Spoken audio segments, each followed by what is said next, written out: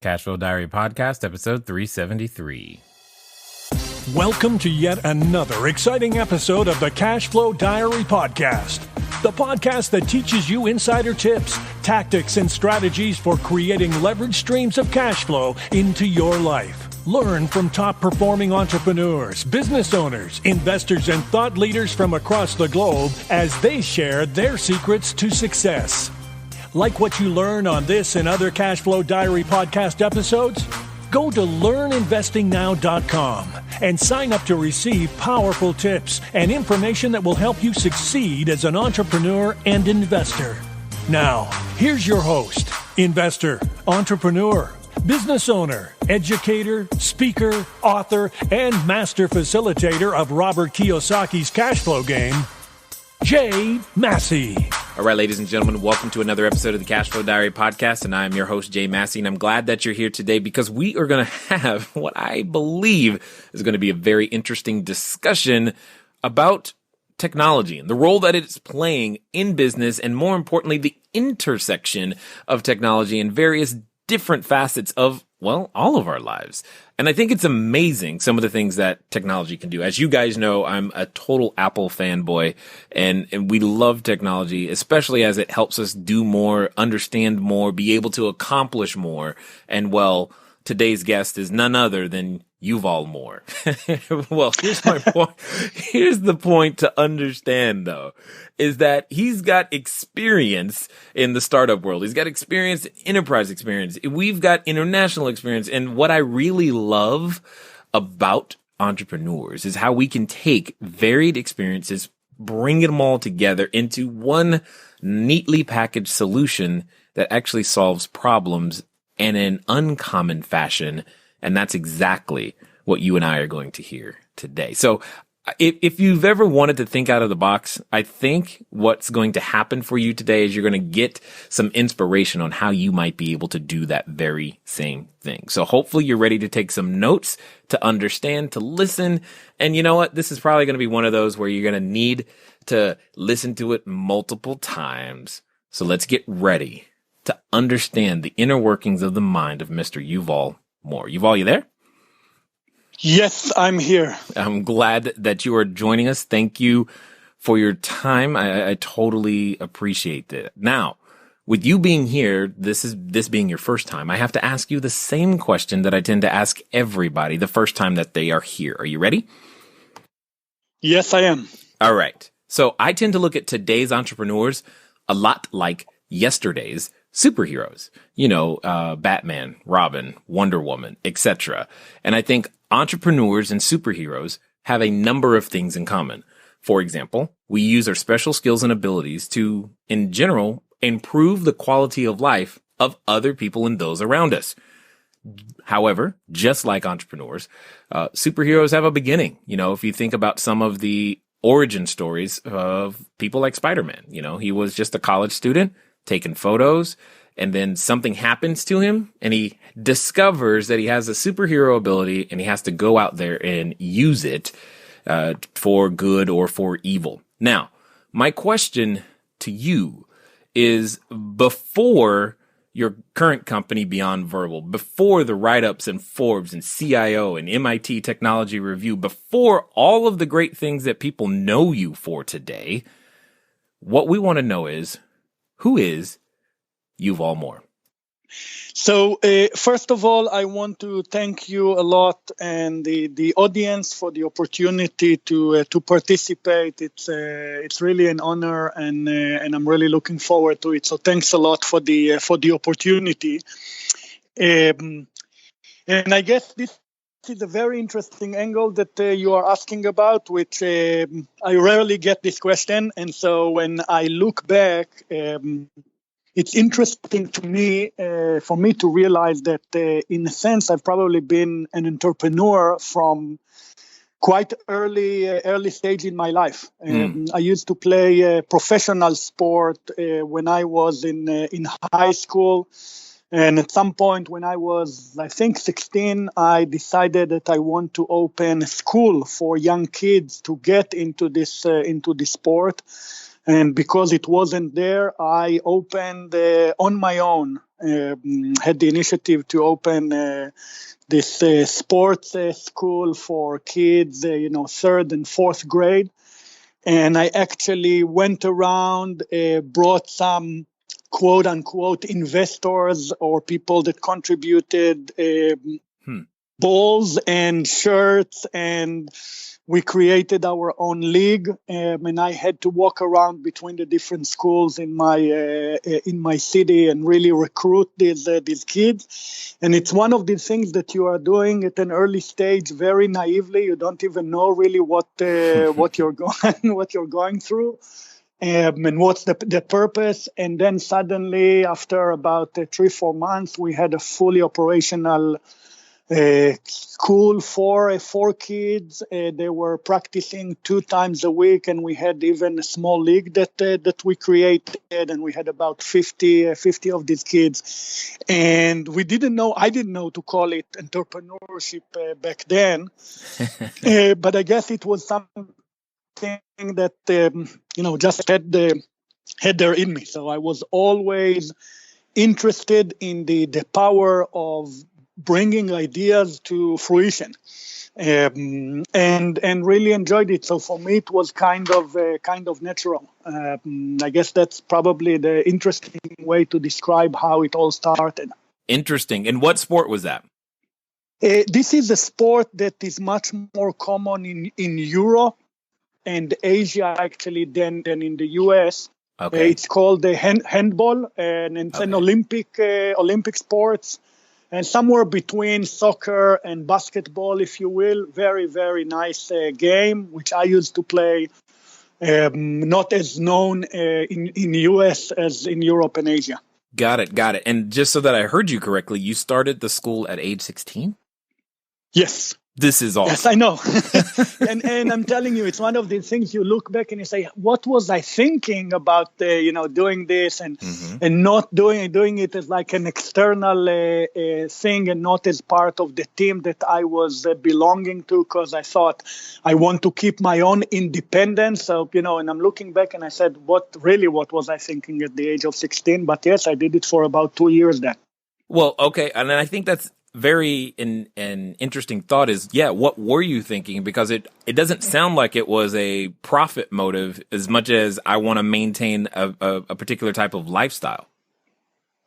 It was definitely not a financial motivation. When you take 4 and 3rd and 4th graders into this thing, you're doing it mostly for the love of what you do.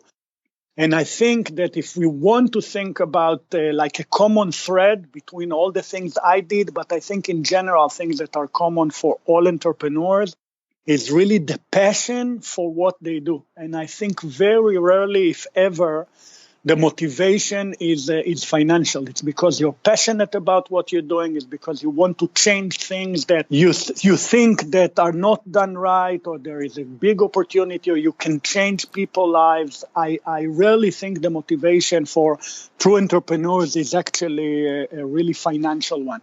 Yeah, to begin with. I agree with you 100%. Now, one of the things that you said you did during that process, though, is you said you've quote unquote found investors. Now, you didn't take a class that said this is how you find investors or get people to help you. What did you do? Just start asking? So I had very specific needs. I needed to have shirts, so the kids, when they are coming to practice or when they go to play the game, in the league, so they would have their own shirts, with the logo and so on. And so it was very practical thing. So what I did is I went to talk with a few store chains in my area, in my city, and I said, would you be interested to sponsor this team? And again, same, very, very similar in a way with what you do with investors. You need to really find the people that can buy into your idea, can buy into your passion, into your enthusiasm, to the purpose of what you're doing it for, and you say, hey, join me for the ride. And they need to look you in the eyes, and they need to see the passion in your eyes, and they need to say, okay, we buy into it. And this is really, now that we are talking about it, this is really a common thread of how you find, and in this case, it was sponsors, not investors, but it's very similar. Yeah, I totally get that. Now, how? So I want you to bridge the gap for us.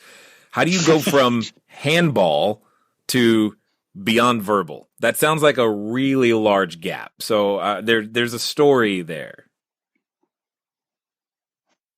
So it's definitely, this thing goes back. I don't want to say how many dozens of years, because that would, say how old I am. But the getting to beyond verbal was definitely a journey. And, in between, I got into the high-tech area. I was involved with, before Beyond Verbal, as like a senior manager and also a CEO of one company before, of, like I said, 4 early-stage companies, one company that went public in NASDAQ, and another 3 companies that were acquired. So in a sense, I almost see everything that I did until or before I started Beyond Verbal as really kind of leading the way and preparing me for this adventure, which is the most fascinating and exciting one I've been involved with.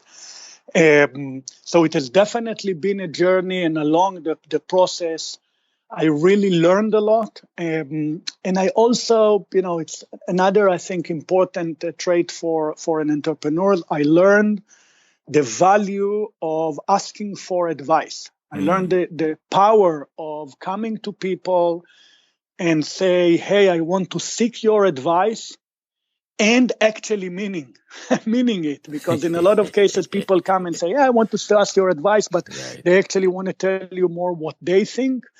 And I realized that when you come to people and you ask for their advice, they would really open their heart. They would tell you about their experience, good things, bad things. And it can really help you overcome a lot of challenges rather than doing it on your own.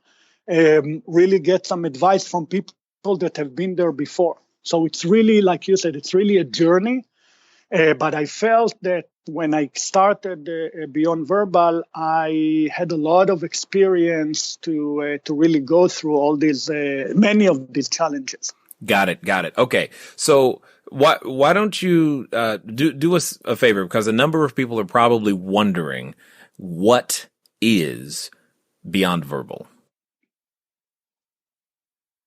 So Beyond Verbal is really a very interesting, I guess it's part of a journey. So what Beyond Verbal does is we have a technology that has actually been in development for over 20 years now. And when we started Beyond Verbal, we started it only 4.5 years ago. And the first thing we did is we acquired this technology, and that really helped us get to the market much faster. And what the technology does is it can listen to a speaker's voice, and we are only talking about the voice intonation, the music of the voice, if you will. We don't understand the words. We don't understand any of the meaning. We're just listening to the tone of voice, and we are trying to get as many insights as possible from the tone of voice. And these insights range from what is the emotional state of the person, going through, when you collect these emotions over time, what is the emotional wellness of the speaker. So something like how is he doing this week versus the previous week, the previous month, and so on. And all the way through being able to detect health conditions. And again, only by focusing or by monitoring the tone of voice. Hold on. Wait a minute. I know someone is thinking the same thing, and I've just got to ask. What you're saying is that you've taught a machine to be able to read or interpret nonverbal communication solely based on my own vocal intonation. When I'm talking, in front of people, investors, partners, and so on, I always warn them that at the end of the meeting, I'm going to listen very carefully to what they say. And if they say, this is very interesting, or this is very interesting, you can see how the tone is really the thing that is giving the whole meaning to what people are saying. So the words are exactly the same, but the meaning could be completely different just based on the tone of voice. So the short answer is yes, this is exactly what we were able to taught, in a way, kind of imitating the way the human brain is working, by interpreting these signals that exist in the voice. Wow. Okay. That, what's funny is that I was recently at an event and the guy was giving an example from stage with the following sentence about how the emphasis on words changes the meaning. The sentence he said was, it was, I didn't say you were beautiful. And then he said, I didn't say you were beautiful. And then he said, I didn't say you were beautiful. And what you're telling me is that your technology has the ability to pick up on those differences and tell us what's really going on under the surface. That's interesting, to say the least. Okay, so then yes, go ahead. And I just want to emphasize that it's not the case that we can, with this technology, detect all these nuances that in the example that you gave. But really to give machines, whether it's, smart home devices or smart cars, or your mobile phone, the ability to really communicate. And this is the real thing. This is where this whole technology and artificial intelligence is going towards, is to be able to really have a conversation with your home robot, smart home devices, cars, and so on and so forth. So the device would be able to respond based on your current mood. So if you come back home and you're very tired, you wouldn't want your robot to be like too cheerful. So you want the robot to be able to say, hey, I sense that you're a little bit tired. Should I put a relaxing music for you in your, audio system? Or should I recommend to you like a very nice movie that you can sit in front of the TV and watch? So that's the kind of use cases that we would like to get to. And I think this is where the whole industry is going to. Okay, then I've got a whole I've got a whole list of questions now. So, but chief among them is there's this moment in every entrepreneur's journey where they have what I call that superhero moment. It's where you realize, hey, I've got a special something here, and I can share it with other people. How on earth do you come to the realization that this beyond verbal is like something you can do and bring and help people's lives? Where does that come from? So I shouldn't be the one to get any credit for this. I must be honest. Really, the guy that is behind all of this technology is the guy that is our chief scientist. His name is Dr. Levanon. And he's one of these phenomenal, crazy scientists that, come up with all these crazy ideas. Many times in his life that people are saying, what? And I'm actually more the one that is taking these ideas, realizing their potential and help them to bring them to realization, raise the money, find the right partners and so on. I guess for me, one of these moments that you're talking about actually happened just a couple of months ago. We have just completed a research study that we were doing with the Mayo Clinic about the ability to detect heart problems just based on the tone of voice. Again, one of the crazy ideas of our chief scientist. Mayo Clinic did this initial study, and they were able to find, using our technology, some specific voice features that correlated in a very significant way with the presence of a specific heart condition. It's called the coronary artery disease, CAD. And when they came up with these conclusions, and when I saw the results, I was saying, okay, now we have something that can really make a huge difference in the world. Really opened the eyes for me and kind of almost gave purpose to what we've been doing. We definitely have something here. Wow. I okay, all right. This is beyond amazing at this particular moment. But the idea, I mean, you see this. This is the stuff that's in science fiction movies, is what you're talking about. You're bringing it to science fact, like in real life, and that's got to carry a certain amount of weight and responsibility to some degree.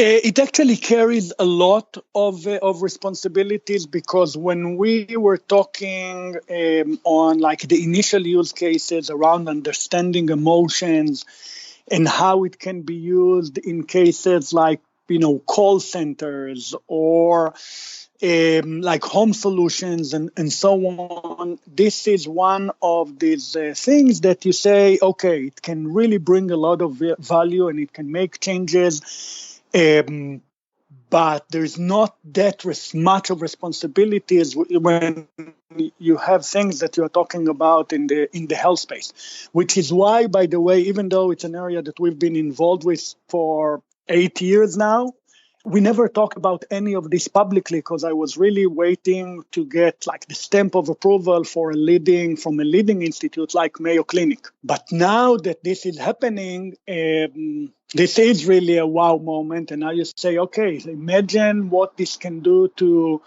healthcare, remote healthcare, rural areas where they don't have the existence or nearby kind of a medical center.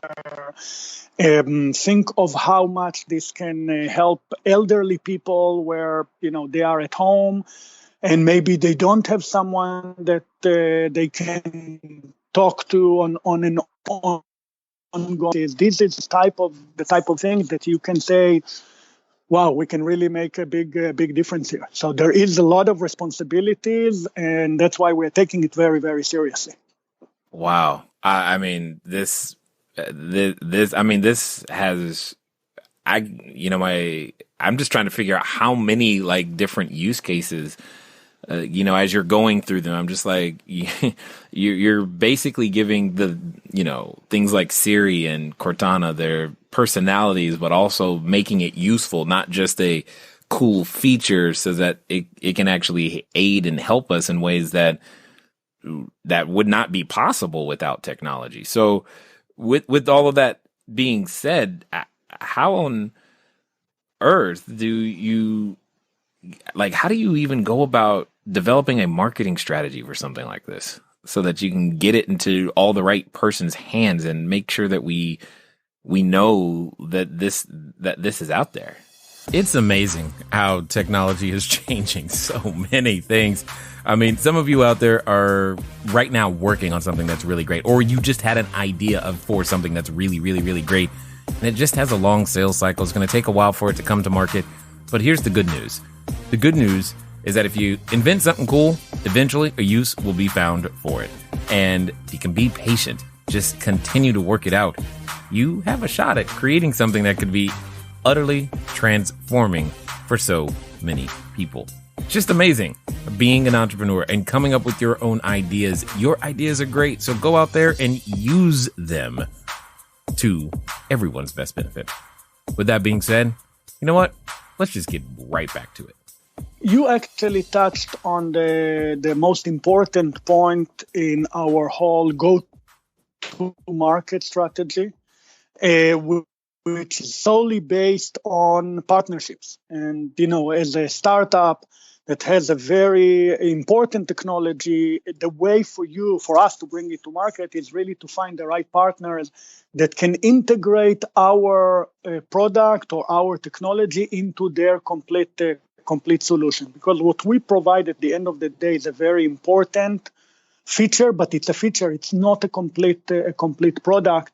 And that's why what we do is a lot around finding the right partners, finding the right customers that can integrate what we have in their complete solution and making sure that they would bring it to market. So it's mostly getting on the radar and getting the attention of the right partners. Got it. Well, you know what? This is starting to sound like that handball school all over again. Yeah, in a way, I didn't think about it this way, but yeah, it definitely does sound like closing a circle. You're like, oh, I've done this before. It's just, it's different. It's definitely more impact for sure. So what does it take, I guess, then, let's pretend for a second that there's another entrepreneur who's listening and they've got what they believe to be something that could be so universally applicable to so many different people. What has it taken in terms of perseverance and challenges that you guys have faced in order to get this far? Because it sounds like I can only imagine it's been a lot. Perseverance is really, I think, the most important synonym to entrepreneurship. I see. Because as an entrepreneur, you really have to believe in what you do. You really all the time have to bring people on board, have people faith in what you do, in your vision, in where this whole thing is going. And what you really want to find along the way is partners, people, to run with, people that will help you and support you and give you advice and can help you get to the right people, mostly in the face of challenges. Sometimes things don't work the way you want. Sometimes you're running very low on cash, and you have to look inside yourself and see, really develop this strong gut feeling and just trust your instincts. I guess that's the best way I can describe it. Well, you bring up two things that I know a number of people are dealing with. Because you said there are times where you're going to be low on cash, and there are going to be times where, for lack of a better way of putting it, partners and teammates aren't exactly on board, or they're leaving. How did you grow comfortable with the low cash scenario? Let's tackle that one first, because a lot of people can't get over that one feeling like I feel like I'm gonna run out of money, and the only thing they can think about is I'm gonna run out of money, and they never take the time to actually go solve the problem. They just don't want to deal with that feeling anymore, and then they quit. How did you get through that? So really, the cash flow thing, I guess, is the most detrimental factor, because, if a customer is not happy, you can improve things. And, if you have bugs in the technology, you can fix it.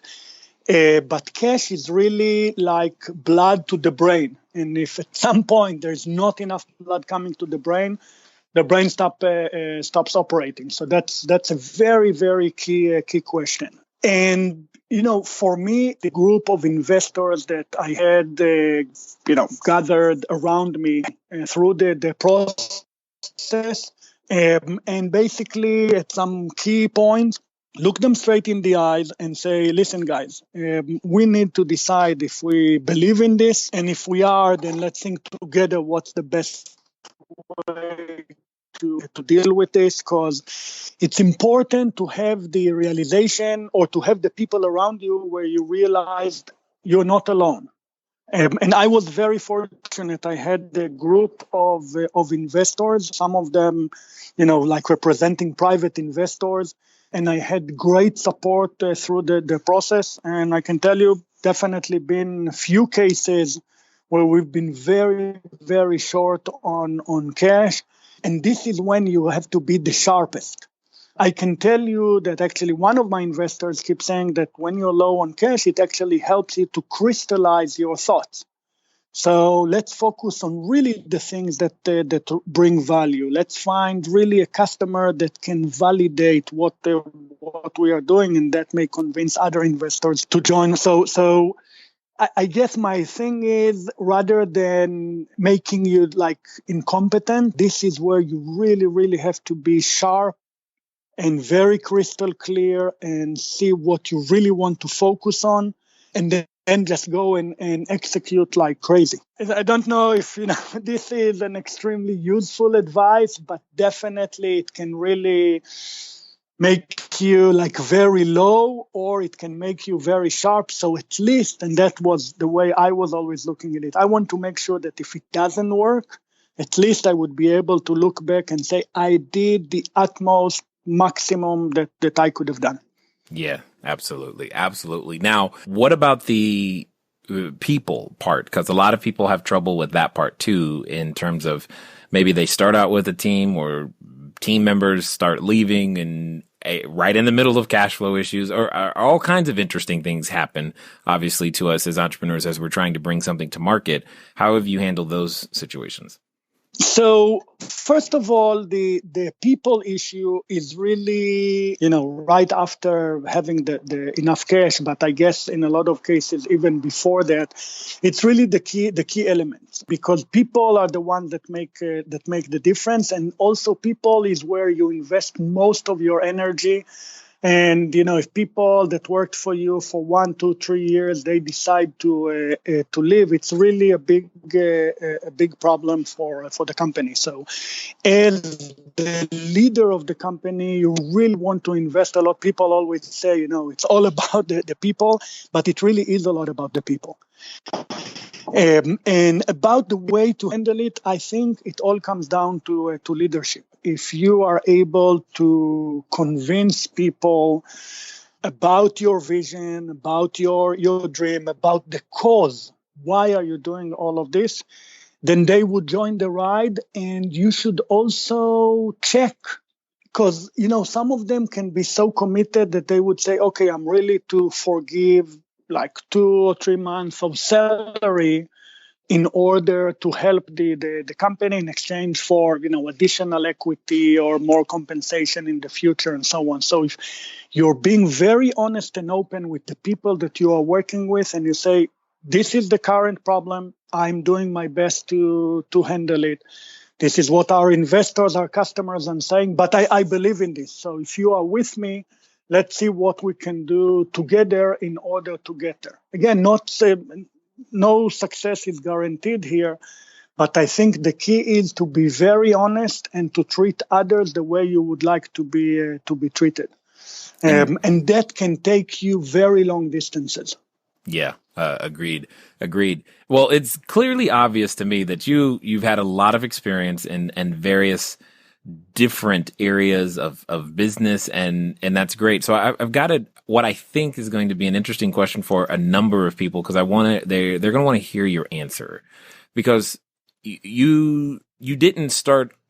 I mean, yeah, you started the Handball, but you were working with other people's visions from time to time. When you were working, we'll say, inside those other companies, what gave you the, I should say, courage to go do it on your own?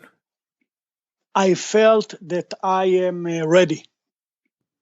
So, when I'm getting now through tough times, and I talk, with my family, my brother, my wife, they all look to me smiling, and they said, what are you complaining about? You were asking for it. This is the life that you chose. So, just deal with it. You don't have the right to whine and moan about this. So when I came to this thing with Beyond Verbal, I was ready. I understood the technology. I understood the impact that it can have. And I had the feeling, kind of really the fire in my belly, if you will, to say, I think I can make it. I can make it happen. I can bring people on board. I can bring investors. I can convince customers, and it's something that I'm willing to give, very good time, very good years of my life in order to make it happen. So you need to have this fire in your belly, doing something that you really believe in, and you don't know what you don't know, but you want to be in a situation that you feel that you have enough to start the journey, and just give it your best. I can tell you that when I started this and I looked at my partners, looked them in the eyes, and I said, guys, I think we have it. I think that I can make it happen. So I was ready for it. That's why I can't complain anymore. No, we do lose that right once we've chosen it. So yes. Now there's a number of people who they've listened this far and they're highly interested in what you're doing and understanding more about what you have going on. What's going to be the best next step for them to reach out to you guys, or what to find out more? I can tell you one fun way to experience what we are doing. We actually have an application that is available on Android and on Apple devices. And the application is called Moody's, Moodies. And what this application does is once you install it, you activate it, and you can start talking to the application. And after about 20 seconds, you would start getting analysis of your emotions or the emotions of the speaker. You can let your kids speak or your spouse or, your friends, and it will do an analysis of the moods, the emotions of the speaker in real time. And that's mostly, it's not like a commercial application. It's a really fun way to experience what the technology on the emotions, not on the health side, but on the emotions, what it can do. I can tell you that I'm using the application when I'm preparing for important presentation in front of big audience. Instead of practicing just in front of the mirror, I can practice in front of Moody's, and Nice. I have like a talking mirror. Nice. Mirror on the wall, who is the best speaker of them all? And so the application would tell me, listen, you sound tired, you sound nervous, or you sound, excited and engaged. And this way I know if I'm ready to do these types of presentations. Wow. Sure, we have a website and so on, but I think a fun way for the audience to really experience it is download Moody's and give it a try. Agreed. I'm looking at it now. I actually downloaded it while you were talking because I was like, I want to do this. I can't wait. I can, and on some level, I'm not sure I want my wife to know about this, because then she's like, there's no more, I can't hide. It's like, she's like, you're upset. I can't say, no, I'm not. She'll be like, yes, you are. The application is telling me you're upset. It'll be fun. I could see this causing lots of trouble and also having lots of fun with it at the same time. Is there any other ways that we can help you make this happen for you guys? I think that because most of the work that we are doing is really with partners, then a lot of it is a lot more strategic business development. What I can tell you specifically about Moody's is that once you are working with this, we actually give you, the user, the ability to vote on whether you agree with our analysis or not. And this is helping a lot because this all goes completely anonymously and so on, but goes into the algorithm and into the machine learning process and helps improve the algorithm. So the best way to help is use Moody's and vote. Say if you agree or disagree, and this can really help improve the algorithm down the road. Indeed. Totally appreciate that a lot. So as we wind down here, I have a question for you, because I definitely want to hear your answer. And let's pretend for a moment, Yuval, that we have someone listening who thinks they want to be an entrepreneur. They're standing in front of that superhero outfit store. They're ready to pick out their uniform and go to work and make it happen. But at the same time, as they're thinking all these big thoughts, that there's this other voice that exists in the back of their mind. And I know this voice. I know you've done battle with it. It's that voice that comes up from time to time to tell us what we can't do, how it's not going to work, and who are you to think that you could do something so great and no one's going to buy it and all this other stuff. And for some people, they're even related to that voice. So my question to you is as follows. If that person who's ready to get started in their own entrepreneurial journey was standing in front of you and you knew that they would actually follow through, they would actually do what you said, and they would do so in the next 24 to 48 hours, what would you suggest that they do? So I think that listening to this voice is very important before you embark on the journey, because this voice is going to pop up again and again at all the wrong places, all the tough junctions, all the hard moments that you are going to face. And you need to be very, very clear, and you need to address this voice early on. So you can decide, listen, I'm going to take this voice, put this in a box because I've addressed all these questions, and I'm ready to go for it. And I won't have regrets. The most important thing is because, if it won't work after 2 years, hey, why didn't I listen to this voice? And I think that the way to do it is to look at it as an adventure. And something that, even if it doesn't work out, I still gave it a try, and I didn't give up, and I went after my dreams. So look deep inside, listen to all the naysayers, but then once you listen to all of them, you have to look inside and say, am I ready? And I think the journey worth it, because then you're following your own dream. It doesn't have to be a huge dream. When I did this handball school for kids, it wasn't a huge dream, but it was something that I owned. So I think that it can be something small or something big. You have to listen to the voice and to say, I'm ready. Listen, guy, I'm ready to fight you, and I'm going to make it happen. And follow your guts. That's I think the best advice that I can give. Excellent and well said. I definitely want to congratulate you on all I can only imagine, long nights, hard work, etc., that you guys have been doing. And I definitely appreciate you taking the time to share your product, your information, the technology, just the journey, and your knowledge, your insight, and your wisdom here with us today, sir. Thank you very much for the opportunity. I enjoyed it a lot. And, if some listeners in the audience would embark on their own journey to become entrepreneurs, like I said, big or small, then, if we were able to help in this process, then we definitely did something right. So I'm very happy with the opportunity. Thank you.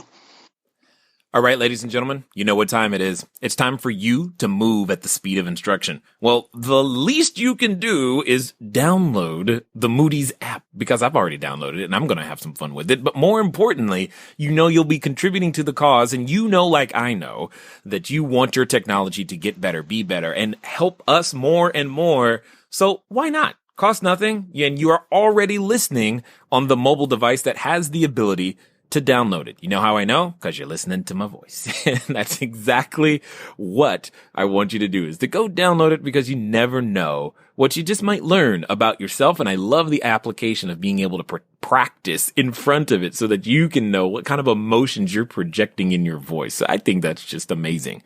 Anyway, it's been fun talking to you guys today. I look forward to talking to you soon. Until next time.